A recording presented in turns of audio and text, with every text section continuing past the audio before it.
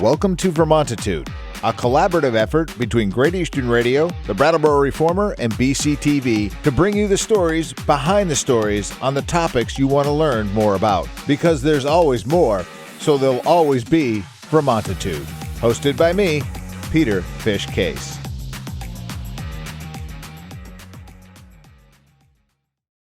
Welcome to Vermontitude. New episodes drop every Tuesday and can be found by going to vermontitude.com, reformer.com, brattleboro.tv, and locally on Comcast Channel 1078.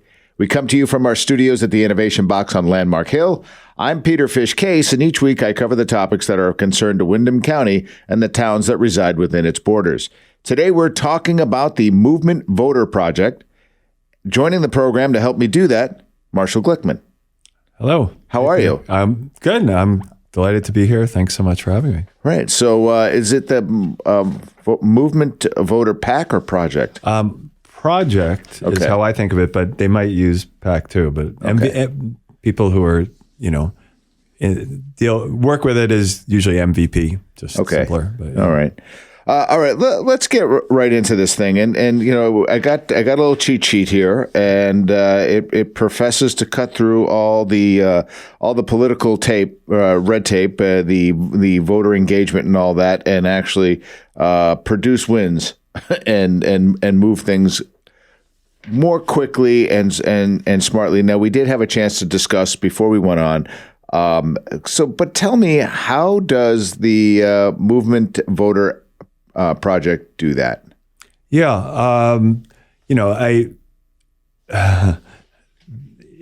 I'm pausing for a second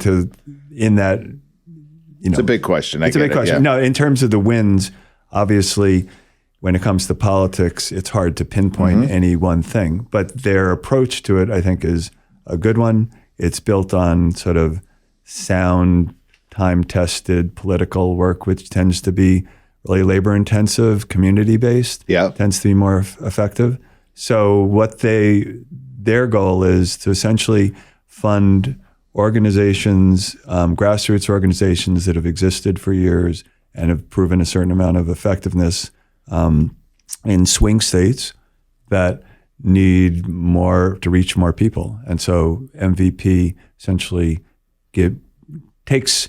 I think of it the sort of simple, quick elevator pitches. They use funding from blue states to fund purple states to help turn them blue. Okay. Well, so then this leads to my next question really well.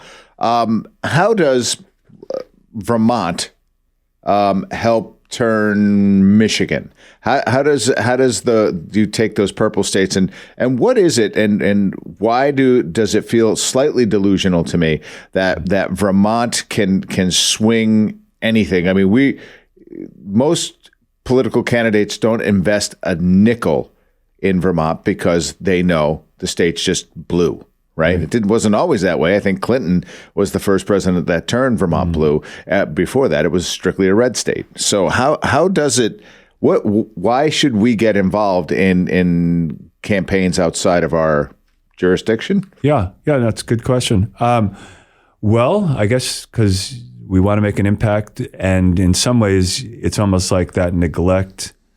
Like, hey, wait a second, we want to have a voice, right? And so I think the way to do that, I mean, obviously we have a voice within Vermont. It's really important to stay active within Vermont. But if you want to reach beyond that, because we're all affected by what happens nationally, the way our the electoral college system is set up, our voice is like, what is it? I forget the statistics, but like a very small percentage of someone in a swing state, because that will help elect the president. So there are multiple ways people can do that. Sometimes people... like you mentioned in our conversation before, you go to New Hampshire and did some canvassing for Obama, and that's certainly a great way to do it. You can make phone calls to reach out to people in swing states. I've done that. But a lot of times I've heard of people, some from Vermont will go and spend a couple of weeks in Michigan, North Carolina, Florida, and when you knock on the door and they say, where are you from? And you say, well, I'm from Vermont. They're, if they don't slam the door in your face, they're kind of metaphorically slamming the door in your face. Right. That they're disengaged, like, you don't know me. So what MVP is doing is essentially taking, money from our community and transferring it to people who are already rooted in their own community and helping them do the outreach. And what I like about it is essentially it's still a community-based way of funding, because I think, what precipitated this conversation is we're having a event it's largely a Vermont-based event. There'll be people throughout the country on it, a fundraiser that is spread purely through word of mouth. It's all just reaching out one person to the other person. And Vermont, we're right now on target for having, the event, by the way, is Tuesday at 7:30. I don't know how we can get the link to people, but I'll make sure it's included in this. Now, when we talk about Tuesday, so we publish on Tuesday, so this is the 23rd of January. Yes, at 7 p.m. Okay. And it'll be a Zoom meeting. But we're on track right now for having the largest meeting MVP has ever had, and that's because people in Vermont really care, and we're I guess progressive. We get the model, and so we can be part of something that really can potentially have a big impact. Okay. Let's get into, well, actually, I should say, if they want to if they want to get involved in that, they can most likely go to movement.vote. Yeah, I don't think our particular party or event / they call them parties, but because they were originally started as house parties, people come together. Mm-hmm. Now often post-COVID, they're online.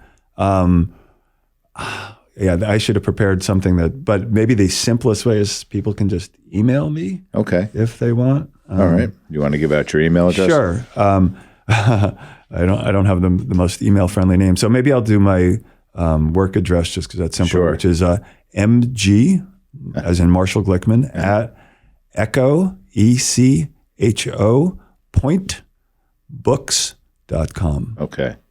All right, we'll make sure that that's in the description of the video. Back to the this does intrigue me a little bit, right? I'm always looking for a way to engage with on doing the work. I'm going to say this gently, where I feel like political parties fail us all the time, right? And they kind of go, they'll maybe overlook certain segments of people in favor of getting larger donations. This whole project does not do that. Right. Yeah. That's it. Multiple thoughts came as you were talking, which is before we got on the air, you and I were talking about some of the issues we have with the DNC, which is Democratic National Committee, which is, if nothing else, the amount of emails you get is, if you give money to anyone, is it can be overwhelming. And I have in the past donated decent solid amount of money to candidates, and I still do here and there.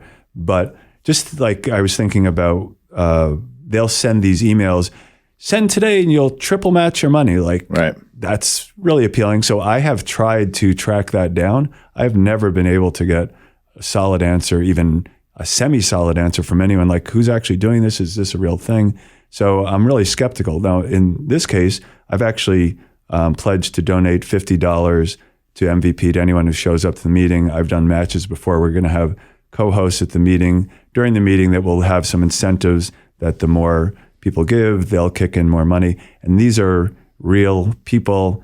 They, we know who they are. I know who I am. It's going to happen. So that's just an example of that word to mouth real connection is different than just sort of this large, what's the word, voracious appetite for money kind of entity that the DNC has become. Which I don't want to, bad mouth the DNC or anything like that. It's really important to do support in all different ways, but this way you know what you're getting. Yeah, well, I think the politics align in at least in forethought. I think what we're talking about is not so much a strategy, but an execution of that strategy is what I feel. Yeah, that's yes, and maybe with an asterisk. I think it's true. The goal is the same. They're looking to get progressive / Democratic candidates into office. I think the one difference is they don't spend any money on advertising. So the DNC, I think if you give money to Biden, a lot of that is going to go on advertising, which isn't a bad thing. No. And it can be, a thing that can make a difference. Obviously, you can reach a massive amount of people with that.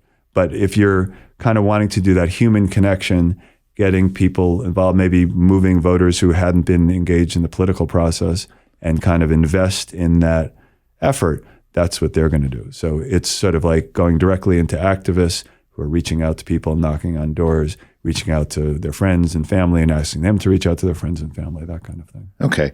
I think we had touched upon this, and, if you make a contribution to anything that is done by the DNC, it's kind of like the mafia. You're in and you never get out, right? And you use the term kind of carpet bombing, which I thought is exactly what happens. I get, 3 or 4 text messages a day, asking for contributions, stating the talking points, the headlines. I call them headline conversations. They don't go anywhere deeper than the bold print at the top. This organization does not do that. Yeah, exactly. They will. I think if you want to get email from them, you usually get at most 1 a quarter just to tell you what's going on. Okay. And they don't sell the names to anyone else. It's pretty chill, actually. All right. Marshall, I want to just put the email address out there. The website address. It's movement.vote. And when you get there, you'll be able to kind of drill into what the organization is about.